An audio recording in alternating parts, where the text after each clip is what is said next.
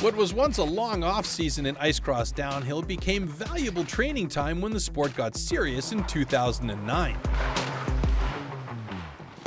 Being in that starting gate, knowing that you're better than the guy beside you, that all comes back to the off-season. I think people are giving more of their time to the sport, and they're just developing so much more. So in order to be on top, you really have to commit and you have to give up your time.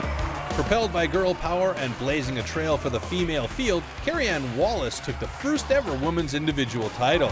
Girls are going to see that they can do it, so I think maybe more might sign up and have a little more confidence.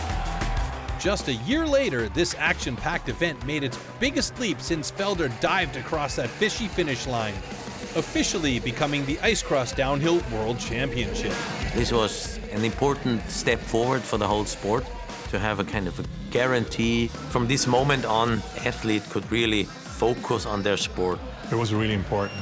It made crash ice bigger, and it made it what it is today. I'm still here. The old dude is here. I'm just going to go for it. We'll see what happens. As Felder hit the skids and saw his star start to fade away, outsider Martin Niefnecker took the first ever Ice Cross Downhill World Championship. And everybody mobs him.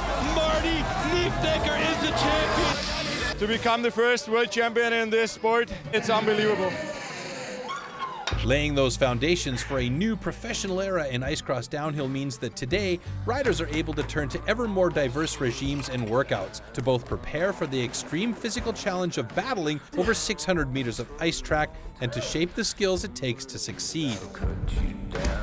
Now we've taken the sport to a different place. The athletes are training most of the year, preparing their bodies in the proper way. Keep the heart rate up. Let's get going. Come on. We were doing some sled training, working on some quick feet movements, quick starts. We have a lot of jumping in the Red Bull Crash Ice events, and to be stable in the air is key. Courses like this just hones, fine-tunes your edging skills, your quick starts, your agility, your power strides. All that comes into play later when you're on the big hill. And I'm out of breath now. To find new ways, more efficient ways to get better. The way to progress is to train more smarter, you know. Some got coaches. We really focused on technique in the off-season with our wooden downhill tracks. Every year you have to train harder. The sport is growing, you have to do something, and also like for being in a good shape, if you hit the tracks, and if you are not in a good shape, you will get injured.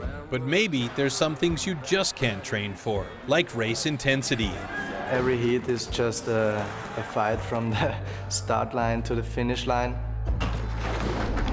No one is invincible, not even ice cross downhill athletes.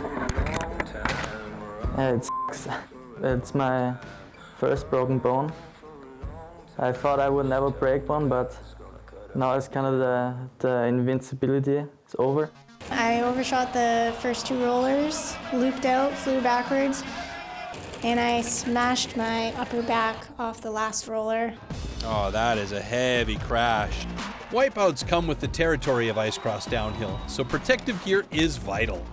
Originally strapping themselves up with hockey garb, riders are today finding thinner and lighter alternatives to trade off safety for speed.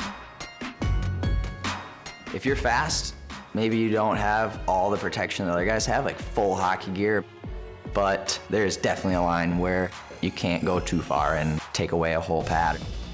Most of my gear is from downhill skiing, from downhill mountain biking.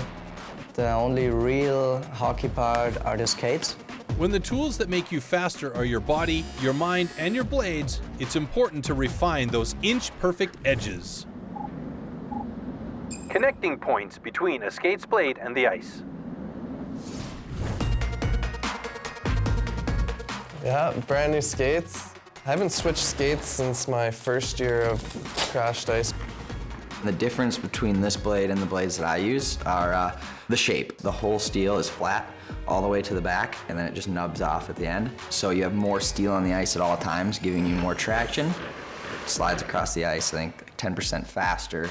But mine are covered up because they're secret, you know?